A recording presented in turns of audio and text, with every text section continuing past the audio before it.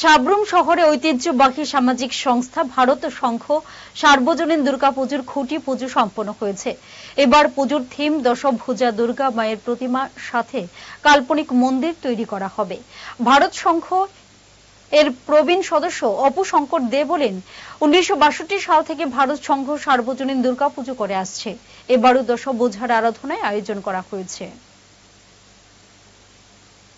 সাব্রুমের ঐতিহ্যবাহী কালীবানার্জি লেনে ভারত সংঘের পূজা দীর্ঘদিন ধরে চলে আসছে 1962 সাল থেকে।